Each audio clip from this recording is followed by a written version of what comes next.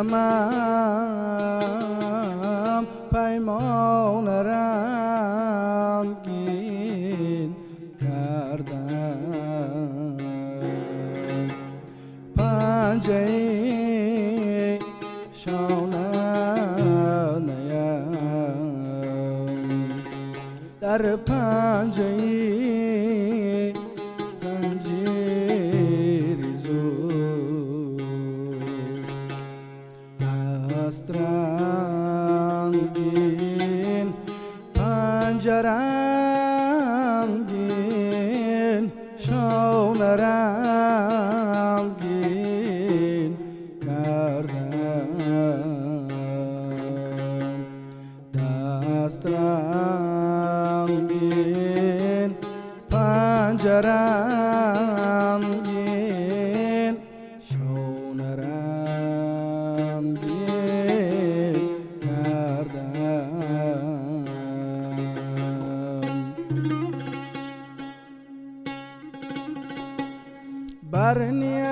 برنیت شاید که پا بردیده بحری مقدمش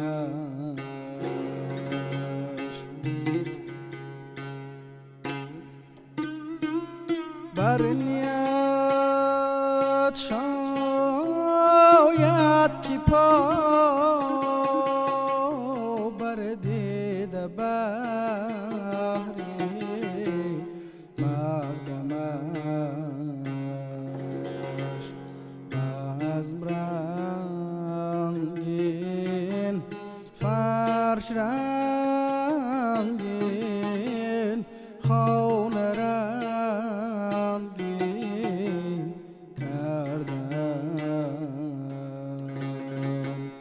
بزم رنگین فرش رنگین خانه رنگین کردم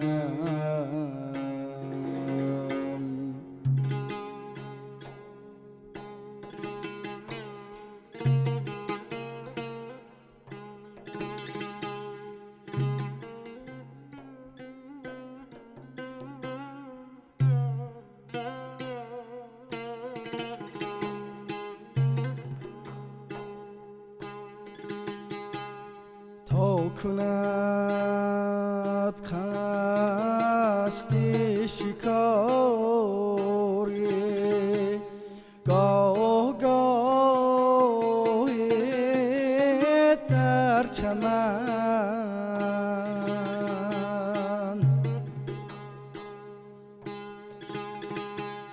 باغ رنگین آب رنگین دانه رنگین کردم یارم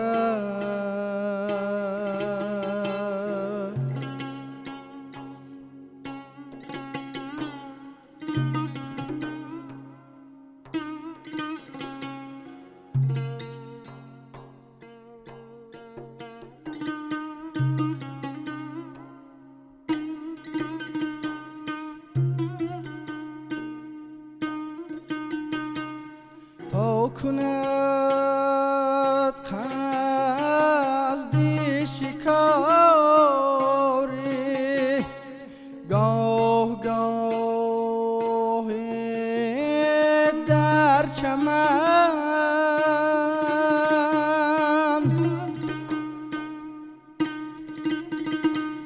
باغ رنگین آب رنگین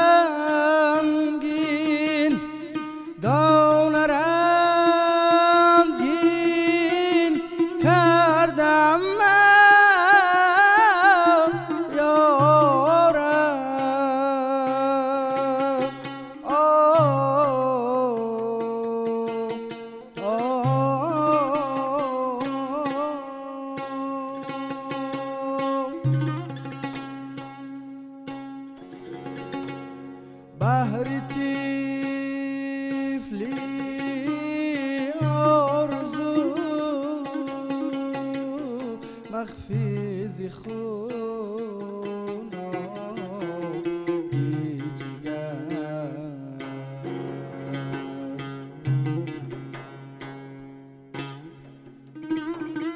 بحر طفلی آرزو مخفی ز خون بی جگر بر دری هر خانه افسانه رنگین کردم بر دری هر خانه افسانه رنگین کردم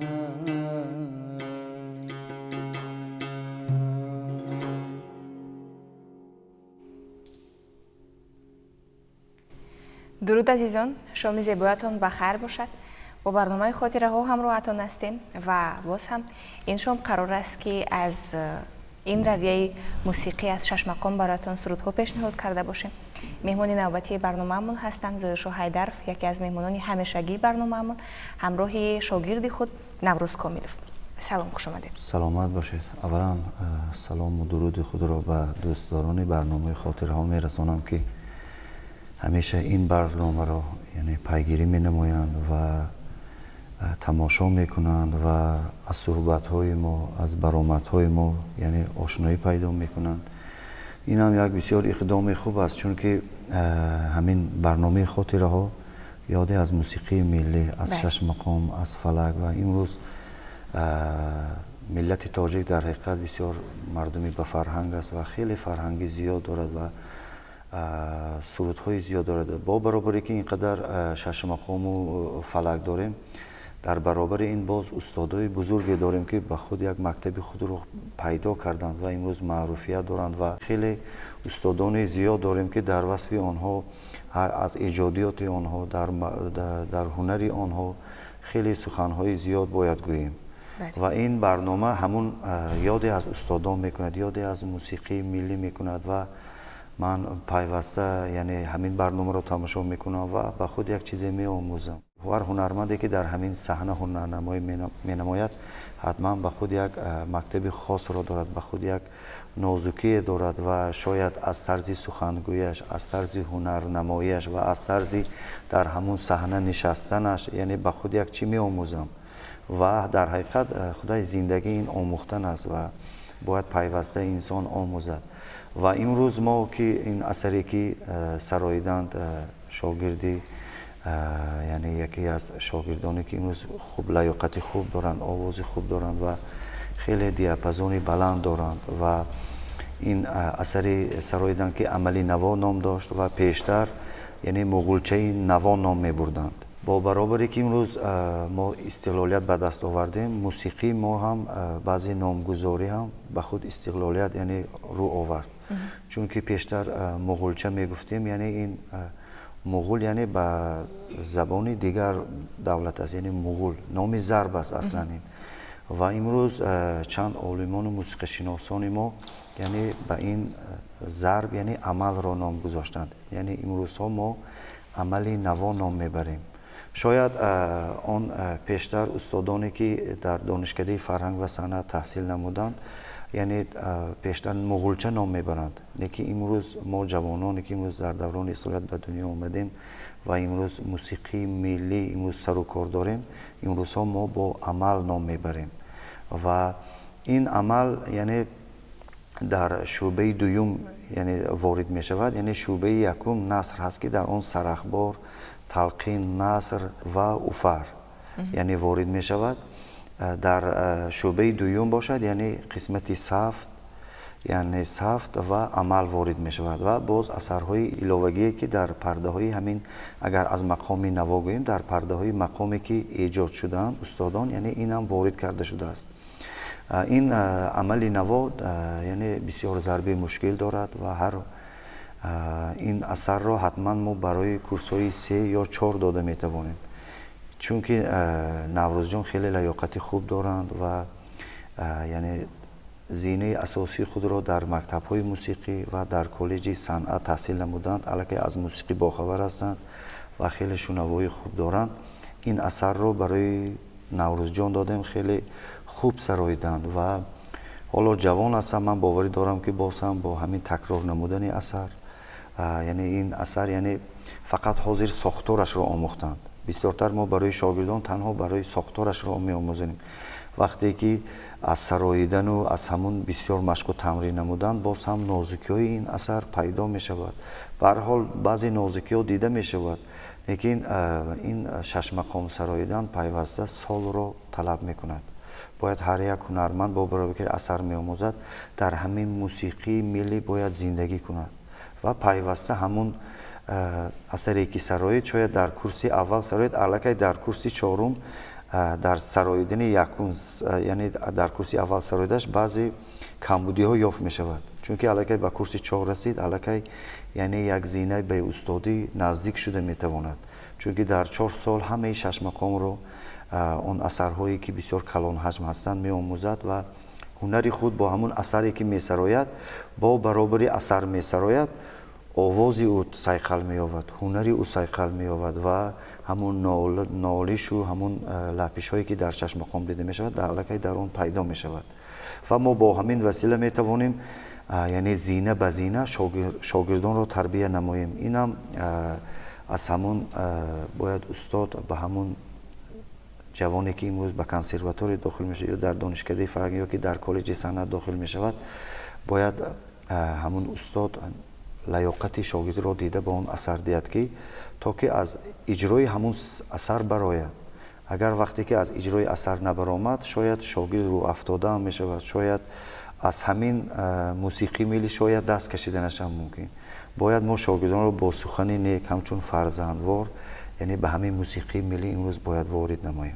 بله، وقتی که انتخاب درست است میتواند شوق را زیادتر سازد. و نوروز رو باری اول است که ما در برنامه میبینیم. خوش آمدید نوروز. 6 مقام برای شما چی است؟ مثلا استادتون از شما خیلی تعریف کردند. این اجرا را که داشتید، آموزش چگونه بود؟ اجرای این سرود؟ اجرای این سرود خوب بود. این سرود را استاد به من آموختن. این سرود در اول کمی مشکلی خود را داشت، اما مشکلی ها برطرف شدن آهسته آهسته. و شما خیلی خوب اجرا کردید. تشکر به شما. سرودی دیگر داریم در این قسمت از برنامه، فروغ صوتی نوا. این رو هم نوروز اجرا میکنند؟ بله، فروغ صوتی نوا یعنی این در قسمتی صفت گفتیم، یعنی صفتی نوا، تلقینچه صفتی نوا و فروغ صفتی نوا، ساقینامه اوفر. یعنی ما همین سلسله ها رو به دانشجو داده سادیم. این اثر خیلی دیاپازون بلند رو طلب میکند و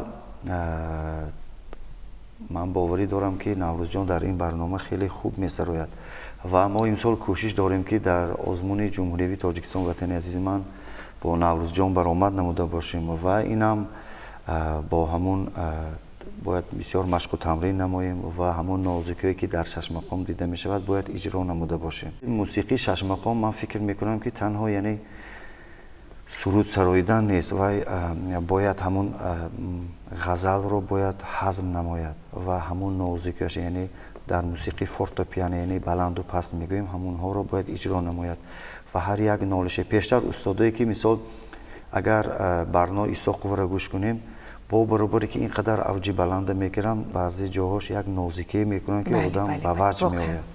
باید ما همین از استادان عبرت گرفته باشیم و اینم من فکر میکنم که یک بار پیدا شده نمیتواند و تجربه طلب میکند و استاد با برابری که استاد است برای شاگرد میآموزد، نه که اون استاد هم میآموزد از شاگرد میآموزد، چون که هر یک انسان به خود یک ناله خوب دارد و یک لپیش خوب دارد. شاید من از همین نوروز جان یک نازکی شاید من دوزیده باشم، شاید گرفته باشم.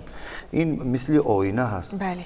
همین اثری که میخوانید به شاگرد میآموزونید و همین آینه خود رو نگاه میکنید که شما در کجا چیکار کردید و همون نازکی ها را باز هم میخواید به شاگرد آموزونید و خودتون هم آموزونید.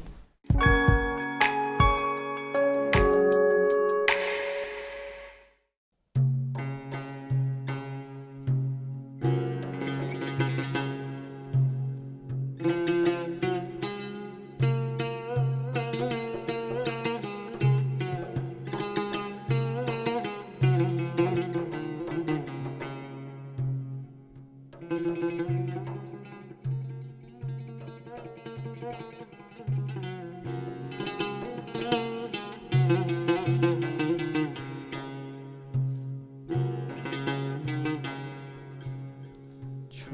شوم خاکی رهش دامن بیفشان از من، چون شوم خاکی رهش دامن بیفشان از من، ور بگویم دل مگردان رو بگردان از من، گر چشم پیشش میرم در غمم خندد چه سود، ور برنجم خاطری نازک برنجان از من، ور برنجم خاطری نازک برنجان از من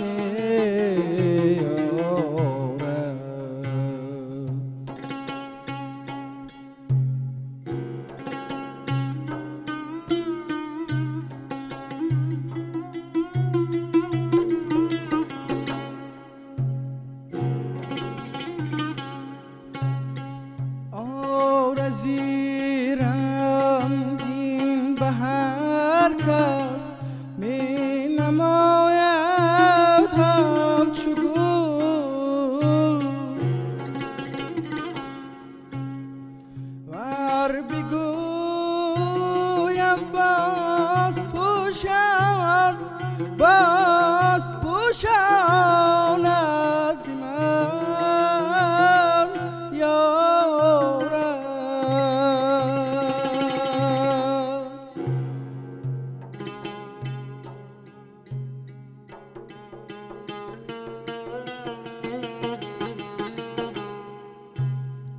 او بخونم تشنه و من بر لبش تا چون شوم،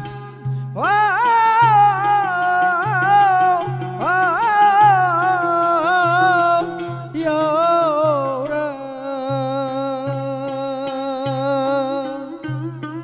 او بخونم تشنه و من بر لبش تا چون شوم،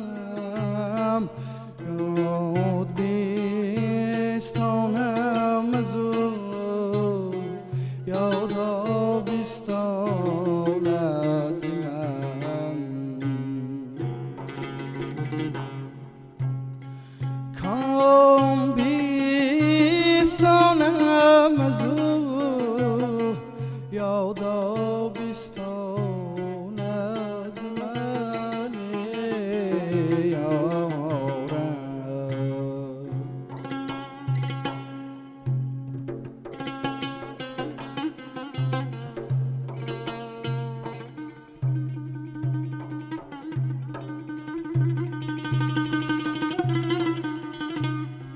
چشم خود را گفتم آخر یک نظر سیرش ببین،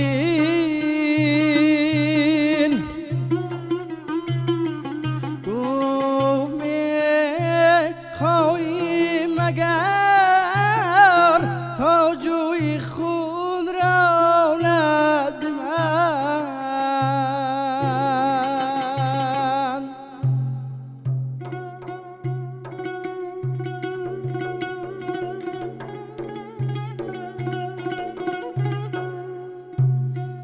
گرچه فرهادم به تلخی جان برایت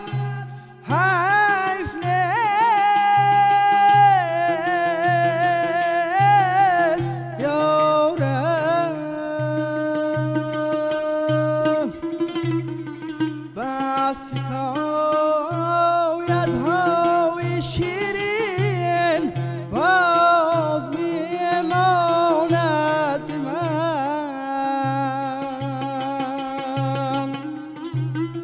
ختم کن حافظ که گر زین گونه خوانی درسیش،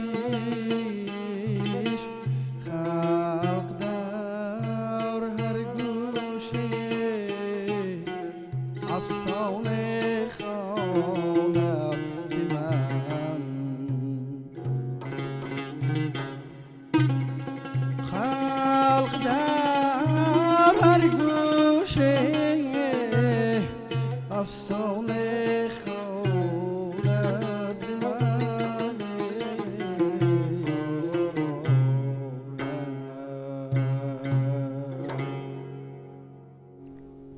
تشکر. در صحبت قبلی شما قید کردید که برای اجرای شش مقام نازکی ها را اجرا کردن مهم است و واقعا هم در اجرای این سرود ما حس کردیم که تنها دیاپازون صدای بلند داشتن مهم نیست. بله. باید همون نواها، همون نازکی ها در اجرای این سرود اجرا کرده شوند، بسیار خوب به جا مانده شوند. و غزل از حافظ بود؟ بله، غزل از حافظ بود. خیلی این یعنی سرودی معمول و مشهور است و باید حتما اون جوانانی که امروز رو به موسیقی ملی میارن، میخوان که شش مقام خوان شوند، پیش از اول باید حتما با دایره، یعنی در کرسی اول عموما در همین شش مقام باید ضرب رو خوب نواخت و دانست، چون که خیلی ضرب های مشکل دارد شش مقام. بله.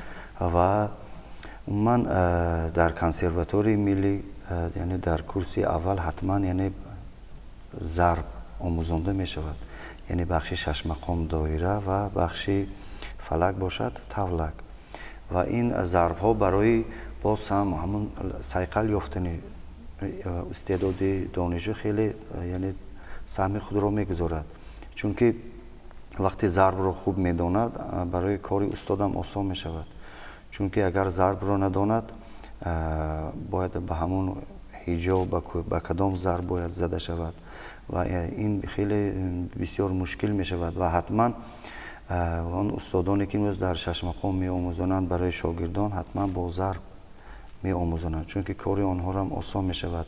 و وقتی که ضرب را خوب آموختند برای آنها یعنی حتما تنبور آموزانده می شود، چون که هر یکی ما می دانیم که شش مقام در پرده های تنبور ایجاد شده است، باید با تنبور سراید و حتما شش مقام باید کوشش کند که اقلا با تنبور سرایده تواند. اگر گوییم که مثل در سطح پروفسیونالی یعنی در سطح والو نباشدم، یعنی تا حد امکان باید حتما با تنبور ناخون زده تواند. و ما همین گونه طلبات داریم که در کنسرواتوار باید حتما با تنبور سراید، یعنی کسی که اگر با تنبور نمی سراید یعنی به امتحان دولتی راه داده نمی شود. بعد دانشجو با کمتر مسئولیت احساس میکنند و این ساز را از خود میکنند. و در کرسی اول یعنی از ساختار تنبور و از پیدایشی تنبور و از جورهای و از تاریخ و از نوازنده های مشهوری که امروز ما داریم از آنها باخبر میشوند و با همون یعنی شتریخ نوازی مشهور میشوند و در کرسی دوم باشد یعنی الکی به اثر نواختن، فقط نوازش، یعنی یک دو اثر قسمتی یعنی مشکلات نوازش و یک اثر نواخته سراییدن. اگر از سالهای قبل نگاه کنیم شش مقام از تاریخ به ما آمده است و امروز در سطح کسبی با تمام نقطه های مهمش به دانشجویان نشان داده می شود. از روی کتاب های درسی مثلا و چگونه یک شما گفتید باز قاعده های مخصوص به نظر گرفته می شود. ساختار این آهنگ چگونه بود؟ ساختاری یعنی فروغ صفتی نوا، سرخط، میان خط، دو نصره، یعنی باز یک اوج کلان یعنی فراورد می شود، نوا، اوج نوا و فراورد. شش مقام خوانی که اگر شش مقام سرایده باشد از ساختارش باخبر باشد برای اون آسان می شود، چون که الکی می داند که از کدام مصرع به کدام مصرع کدام نمودها یعنی استفاده برده می شود. عملی نوا باشد که اولی سرایده که اول اثری که سراییدن یعنی سرخط، میان خط، دو نصره، بیات، نوا و فراورد بود و شاید یعنی نوا دویم میگویند یعنی اوجی نوایم کمتر استفاده می شود، بعضا در آهنگ ها استفاده می شود. این یعنی از ساختارش با برابری که این اثرها رو می آموزند در کنسرواتوری، یعنی اساس های موسیقی سنتی تاجیک درس گذاشته می شود که یعنی همین اساس در کدام پرده ایجاد شده است و از ساختار این برای شاگردان می آموزند، از ضربش و از نمودهایش. وقتی که یعنی شش مقام را اگر نمودهایش رو خوب آموزند، ساختارش رو خوب آموزند، برای آنها اثر آموختن خیلی آسان می شود، چون که الکی می دانند که کدام یعنی نمود در کجا استفاده برده می شود و هر نمود وابسته به ضرب استفاده برده می شود. یعنی در عمل یعنی نمود ساختارش یک است، فقط یعنی کشش ها فرق می کنند.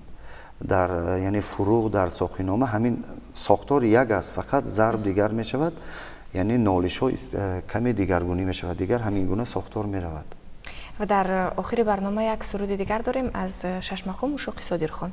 فرقیت این سرود از سرودهای قبل؟ این اوشاق صادرخان یعنی از همین نامش معلوم است که یعنی بعض تعلق به استاد صادرخان حافظ دارد. یعنی در پرده یعنی اوشاق این اثر رو ایجاد نمودند و این اثر خیلی معمول و مشهور است و همه سال همه در فستیوال های شش مقام، در روزهای شش مقام این اثر صدا می دهد و این اثر خاص یعنی مکتبی خوجند گوییم، یعنی خطا نمی کنیم و این اثر رو من میخوام که با نوروز جان سرایده باشیم و این اثر از کمی با دیگر اوشاق صادرخانی که هنرمندان میسازند کمی فرقیت دارد. یعنی من این اثر رو از استاد معروف خواجه بهادروف کمتر بعضی نالش و بعضی روش هاش و بعضی پرتاف ها میگویند از استاد معروف خواجه بهادروف یعنی آموختیم از ثبت استاد، چون که معروف خواجه بهادروف یعنی شاگردی صادرخان حافظ هستند و دوام دهنده یعنی مکتبی صادرخان حافظ هستند. یعنی ثبت صادرخان حافظ برای ما نیست، ما فقط از استاد معروف خواجه بهادروف ثبتی که دارند از اون استفاده میبریم، چون که آن کس یعنی استاد صادرخان حافظ را دیدن شنیدن، فکر میکنم که از استاد همون نازکی ها رو یعنی آموختگی هستند و ما این اثر رو با نوروز جان برای برنامه خاطره ها دوستداران برنامه خاطره ها پیشنهاد مینماییم. مرحمت.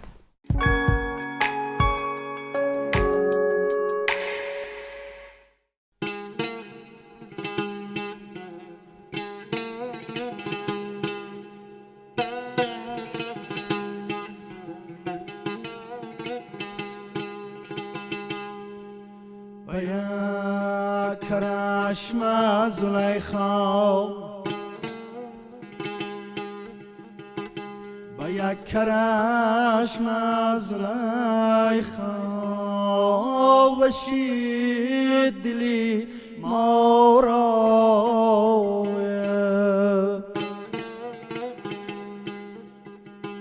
چونان را برد که یوسف دلی زلیخا را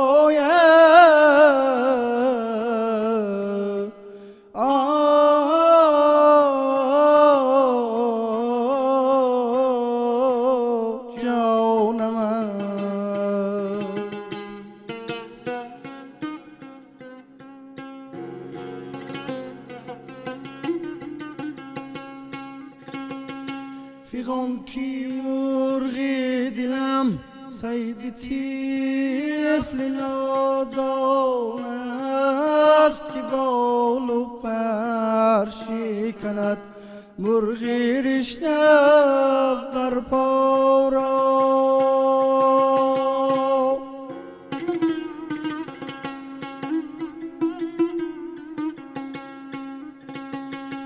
سجودی خاکی رهت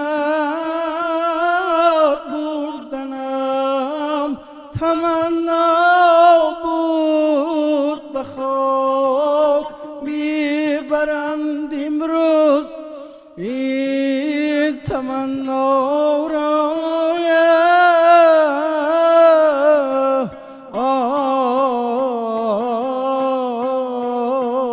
جان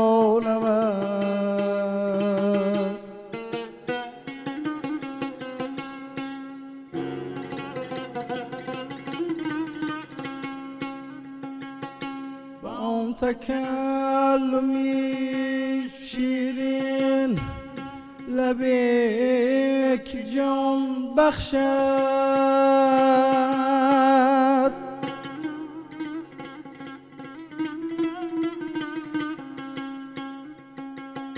بدم زدن نتواند کسی مسیحا را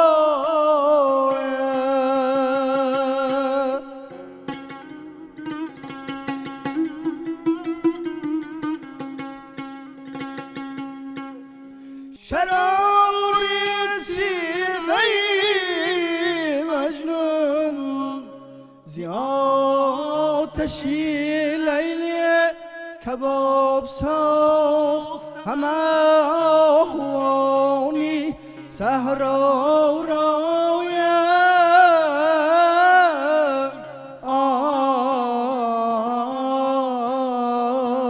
جان من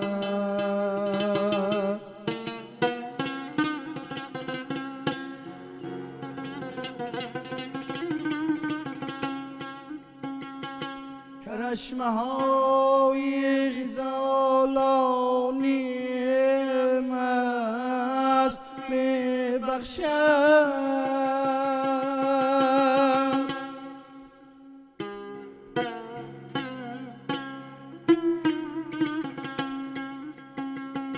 فراغت از دو جهان عاشقانی شیدا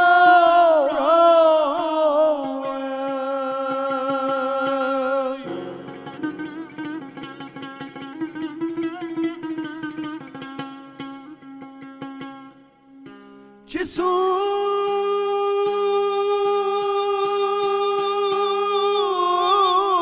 بندی کسان چون نمی برازی دلم هوای و قدی دلارا و روی زیبا رایم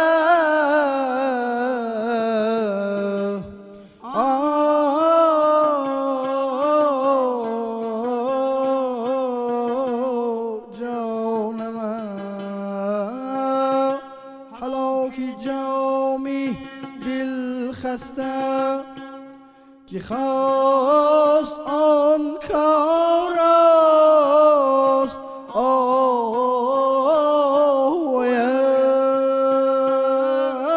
به شکل و شیوه سوارانی سر بالا را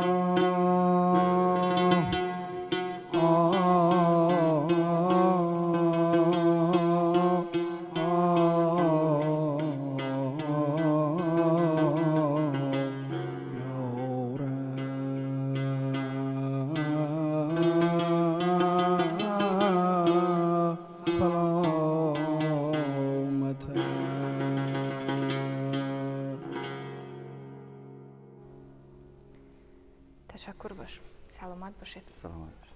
برای ساختن این مکتب بزرگ نفران زیادی سهم گذار هستند که از سهم گذاشته آنها امروز این سرودها خاطر مانند. امروز این سرودها بارها و بارها و از جانب هنرمندان گوناگون به گوش میرسد و همچنین باید گفت که در خاطره چند نسل این سرودها باقی هستند. دوستان عزیز، برنامه خاطره ها بود منظورتان و مهمانی نوبتی برنامه من بودند استاد شش مقام، هنرمندی خوش صدا زایشا حیدرов همراه شاگردی خود و این فرجام برنامه بود. تا دیدار بعدی خیر.